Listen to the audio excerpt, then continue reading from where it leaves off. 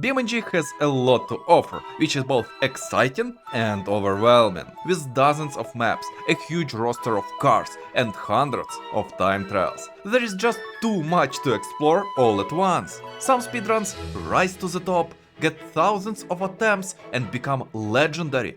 But others, they just fade away. No videos, no records, just a quiet leaderboard and dust on the timer. So today we are diving into the forgotten corners of BeamNG's speedrunning scene. We are talking about runs that nobody talks about anymore, but they're still brutal, still technical, and honestly, still kinda awesome. Firstly, let me explain why these runs ended up on this list. It's actually pretty simple. Barely any runs exists, and the last world record was set long time ago. With that out of the way, let's begin. The first one is located in Italy. Time trial, gravel, hill climb. Second variant, not to be confused with the first version, a shorter route with a completely different layout, and one that actually had a decent competitive scene back in the day. It's been left behind for years, no recent records, barely any attempts, just a winding dirt road up the mountain. Quiet, forgotten, and still as brutal as ever. And once you actually try to drive it, it becomes clear why this one didn't survive. As mentioned earlier, it's longer, twice as long to be exact, and sadly, that just creates more problems. This is a rally, even playing it safe can go wrong. One mistake is all it takes to ruin a run, and the layout of Italy makes sure of it. There are no guardrails, and plenty of painful steel trees. An unoptimized corner will cost you time, but overconfidence, that's a restart sentence. One slight late break, one mistimed turn, and you are either flying off a cliff or smashing straight into a steel tree. Mind you, this isn't rally mode. There is no co-driver, no notes, no warning about what's coming next. The only real way to learn the map is to memorize it. Painfully.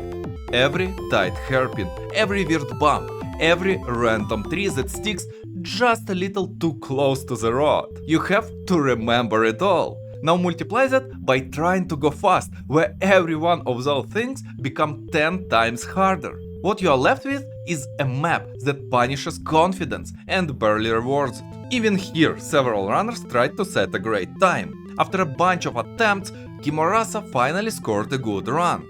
His run wasn't perfect, far from it. Small mistakes, unoptimized hairpins, even slight hits on the terrain. With the right tuning setup and a bit more endurance, this map could easily be done in under 5 minutes.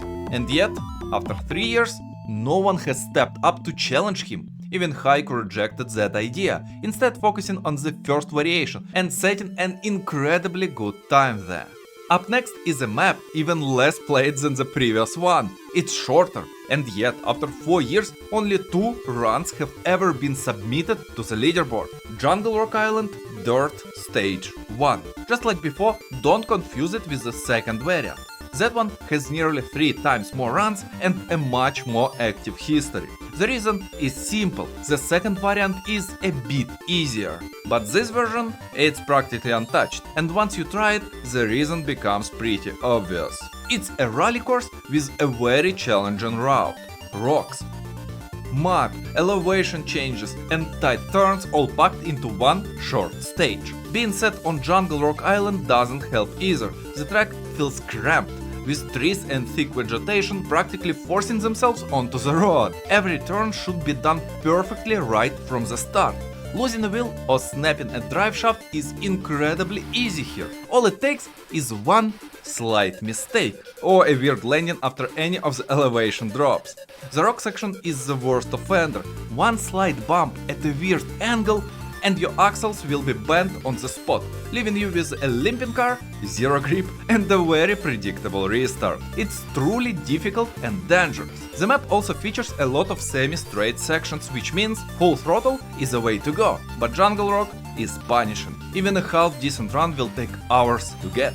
And to make things worse, the only 2 runs submitted are from Serzari and Haiku. Both are incredibly talented runners with tons of experience in rally and BeamNG driving. Their runs are nearly perfect, and the gap between them just 1/10 of a second. If the previous map was hard but doable, this one feels nearly unbeatable without serious time investment and a perfectly tuned rally setup. That said, these runs are old, almost 4 years each. A lot has changed since then.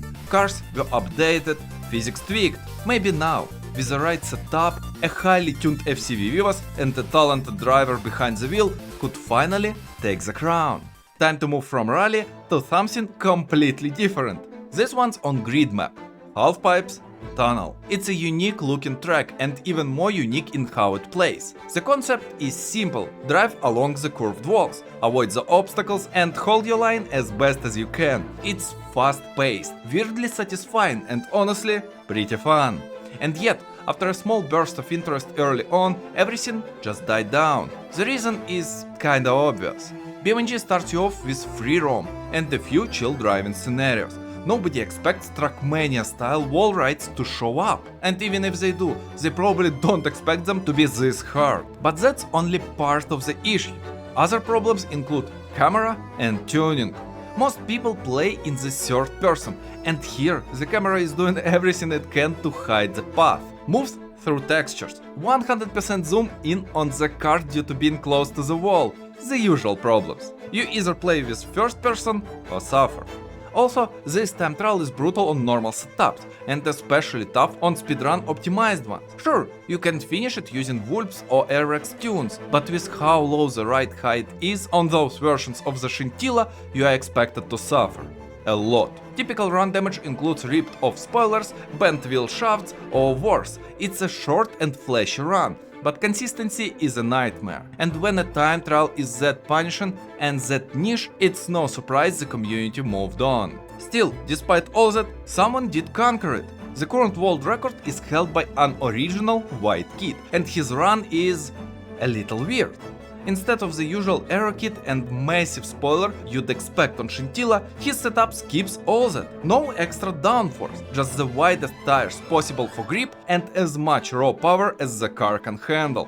It's a risky build, but somehow it worked.